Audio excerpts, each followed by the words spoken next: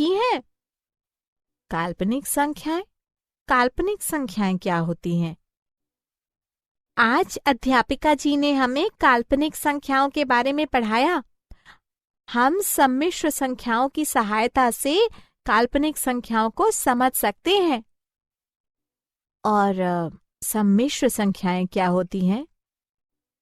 एक सम्मिश्र संख्या वह संख्या होती है जिसमें एक वास्तविक भाग और एक काल्पनिक भाग होता है।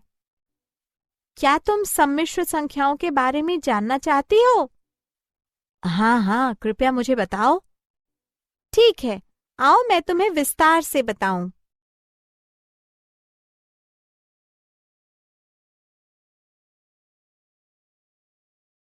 उद्देश्य। इस पाठ के अंत में आप निम्न करने में सक्षम हो जाएंगे: सम्मिश्र संख्याओं को परिभाषित करना, सम्मिश्र संख्याओं की बीजगणित की व्याख्या करना, आयोटा की घात की व्याख्या करना, ऋणात्मक वास्तविक संख्याओं के वर्गमूल की व्याख्या करना, सम्मिश्र संख्याओं की सर्वसमीकाओं को जानना, सम्मिश्र संख्या के संयुग्मी और मापांक को लिखना, सम्मिश्र संख्या के ध्रुवीय निरूपण को समझना।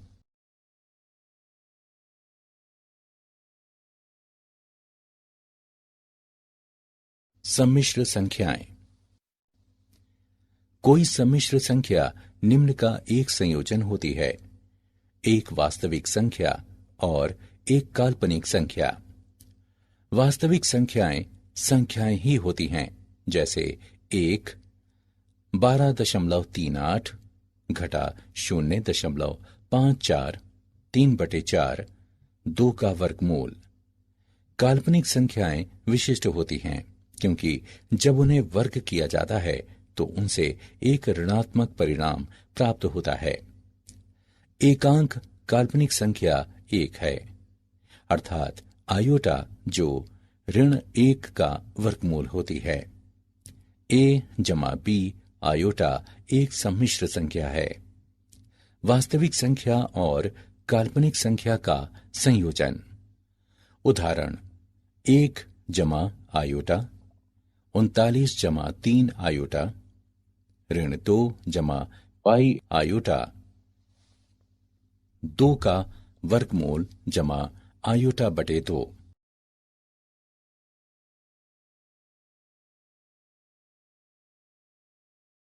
सम्मिश्र संख्याओं की बीजगणित यानी जोड़। दो सम्मिश्र संख्याओं a जमा b आयोटा और c जमा d आयोटा के जोड़ को इस प्रकार परिभाषित किया जाता है: a जमा b आयोटा जमा c जमा d आयोटा बराबर a जमा c जमा b जमा d आयोटा। यह समूहन जैसे पदों के समान है। वास्तविक भागों को वास्तविक भागों में जोड़ा जाता है और काल्पनिक भागों को काल्पनिक भागों में जोड़ा जाता है। सम्मिश्र संख्याओं के जोड़ के लिए गुणधर्म। दो सम्मिश्र संख्याओं का योगफल एक सम्मिश्र संख्या होता है। ये गुणधर्म संवरक नियम कहलाता है।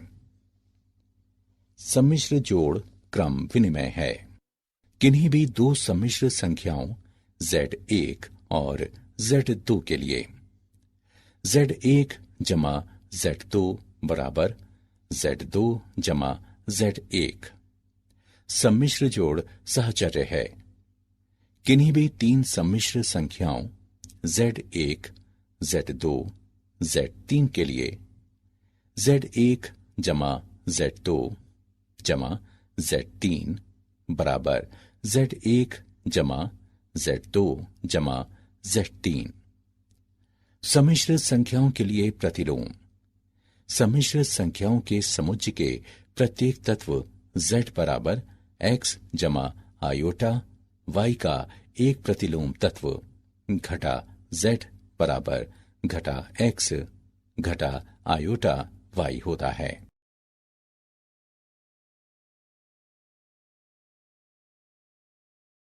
सम्मिश्र संख्याओं की बीजगणित यानी अंतर। दो सम्मिश्र संख्याओं Z1 और Z2 का अंतर है Z1 घटा Z2 बराबर Z1 जमा Z2। उदाहरण के लिए 4 जमा 2 आयोटा घटा 7 घटा आयोटा बराबर 4 जमा 2 आयोटा जमा घटा 7 जमा आयोटा बराबर घटा 3 जमा 3 आयोटा। इसी प्रकार 6 घटा आयोटा घटा 4 जमा 2 आयोटा बराबर 6 घटा आयोटा जमा घटा 4 घटा 2 आयोटा बराबर 2 घटा 3 आयोटा।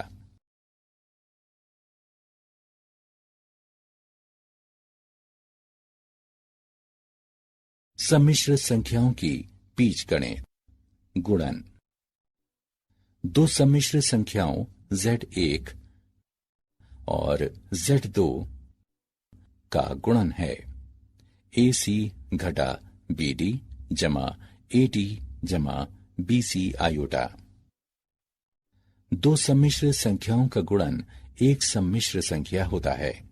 इस गुण को समवर्ग नियम कहते हैं। सम्मिश्र गुणन क्रम विनिमय होता है। किन्हीं भी दो सम्मिश्र संख्याओं Z1 और Z2 के लिए Z1 गुणा Z2 बराबर Z2 गुणा Z1 सम्मिश्र गुणन सहचर्य होता है।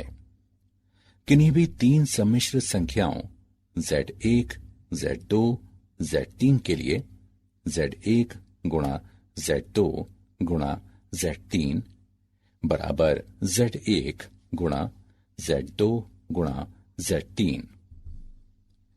सम्मिश्र गुणन के लिए प्रतिलोम। सम्मिश्र संख्याओं के समुच्चय के प्रत्येक तत्व Z बराबर X जमा आयोटा Y का एक प्रतिलोम तत्व 1/Z या Z का प्रतिलोम होता है। वितरण नियम। किन्हीं भी तीन सम्मिश्र संख्याओं Z1, Z2, Z3 के लिए Z1 गुणा Z2 जमा Z3 बराबर Z1 गुणा Z2 जमा Z1 गुणा Z3।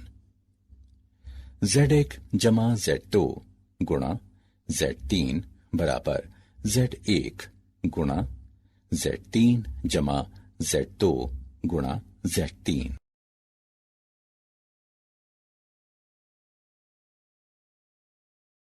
सम्मिश्र संख्याओं की बीजगणित। दो सम्मिश्र संख्याओं Z1 और Z2 के भाग को Z1/Z2 के रूप में परिभाषित किया जाता है, जहां Z2 शून्य के बराबर नहीं है। Z1/Z2 बराबर Z1 गुणा 1/Z2।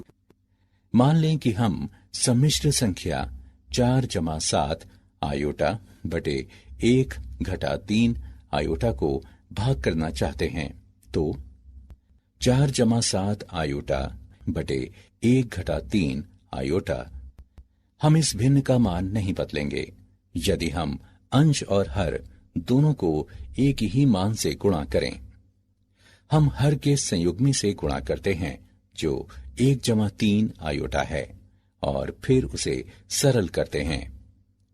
4 जमा 7 आयोटा गुणा 1 जमा 3 आयोटा बटे 1 घटा 3 आयोटा गुणा 1 जमा 3 आयोटा बराबर 4 जमा 12 आयोटा जमा 7 आयोटा जमा 21 आयोटा वर्ग बटे 1 जमा 3 आयोटा घटा 3 आयोटा घटा 9 आयोटा वर्ग।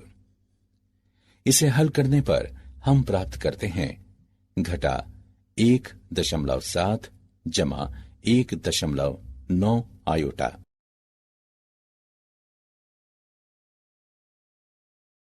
आई की घात। अब आइए आयोटा की घातों के बारे में सीखें। आई की घात 0 बराबर 1, आई की घात 1 बराबर आई की घात 2 बराबर घटा 1, आयोटा की घात 3 को आयोटा वर्ग गुणा आयोटा भी लिखा जा सकता है। हम जानते हैं कि आयोटा वर्ग घटा 1 होता है। हमें प्राप्त होता है घटा आयोटा। इसी प्रकार आयोटा की घात 4 बराबर आयोटा वर्ग का वर्ग बराबर घटा 1 वर्ग बराबर 1। आयोटा की घात 5 बराबर आयोटा वर्ग का वर्ग गुणा आयोटा बराबर घटा 1 वर्ग गुणा आयोटा बराबर आयोटा। तालिका को देखें।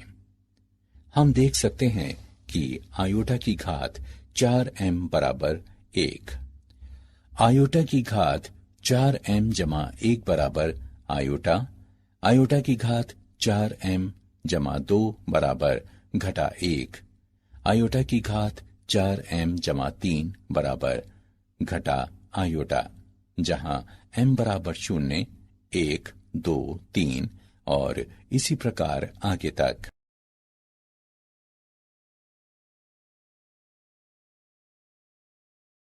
एक ऋणात्मक वास्तविक संख्या के वर्गमूल।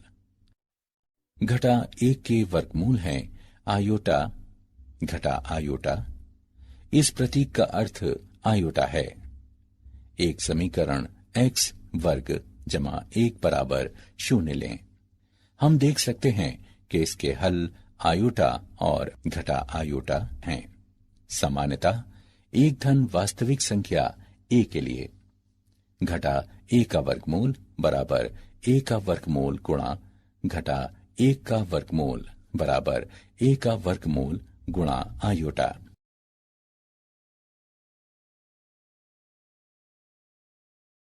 सम्मिश्र संख्याओं से संबंधित सर्वसमीकाएं। सम्मिश्र संख्याओं की सर्वसमीकाएं इस प्रकार हैं।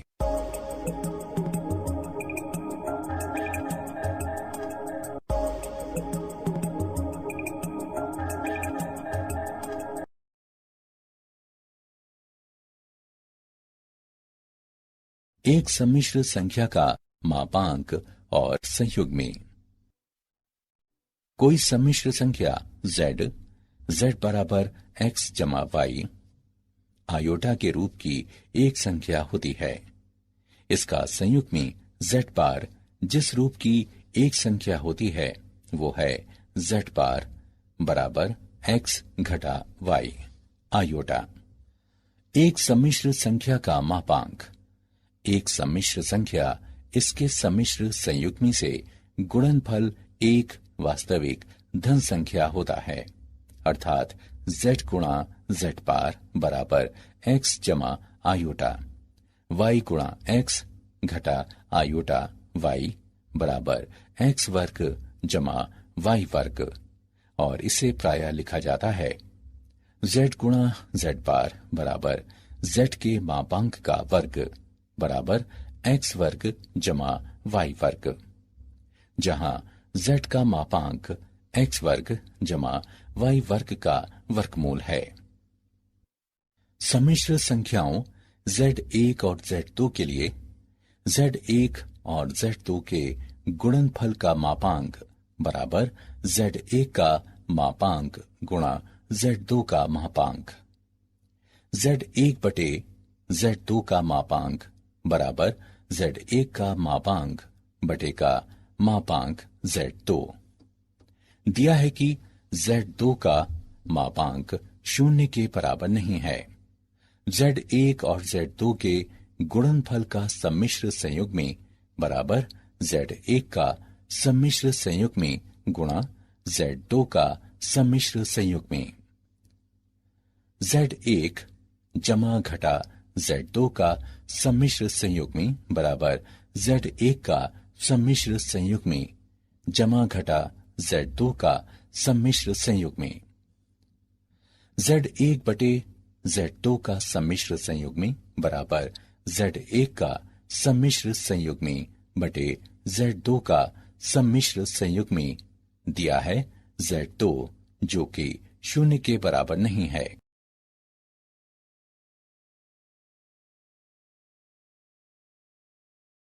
एक सम्मिश्र संख्या का ध्रुवीय निरूपण। किसी सम्मिश्र संख्या को दृश्य रूप में इस आरेख पर एक सदिश की रचना करती हुई संख्याओं ए बी के एक युग्म के रूप में निरूपित किया जा सकता है, जिसे आगंड आरेख कहते हैं, जो एक सम्मिश्र समतल को प्रदर्शित करता है। आर ई वास्तविक अक्ष है, एल एम काल्पनिक अक्ष है और आयोटा काल्पनिक इकाई है, जो आयोटा वर्ग बराबर घटा 1 को संतुष्ट करती है। ध्रुवीय निरूपण में एक सम्मिश्र संख्या z को दो मानदंडों r और थीटा में निरूपित किया जाता है। मानदंड r सम्मिश्र संख्या का मापांक होता है और मानदंड थीटा x अक्ष की धनात्मक दिशा के साथ कोण है। एक सम्मिश्र संख्या का ध्रुवीय रूप है z बराबर r गुणा कॉस थीटा जमा आयोटा साइन थीटा। सम्मिश्र संख्याओं की गुणा व भाग करने में ये निरूपण बहुत उपयोगी है।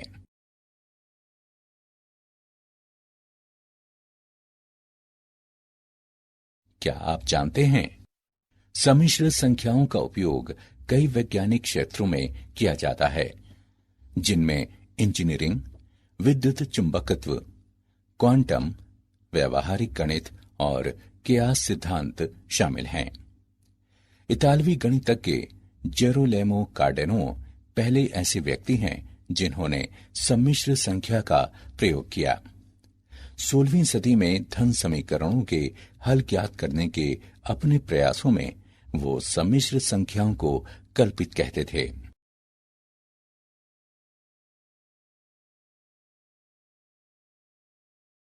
सारांश।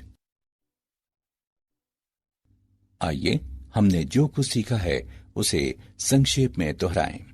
संख्या का रूप a जमा आई बी, जिसमें a और b वास्तविक संख्याएं हों, एक सम्मिश्र संख्या कहलाती है। a सम्मिश्र संख्या का वास्तविक भाग और b काल्पनिक भाग कहलाता है।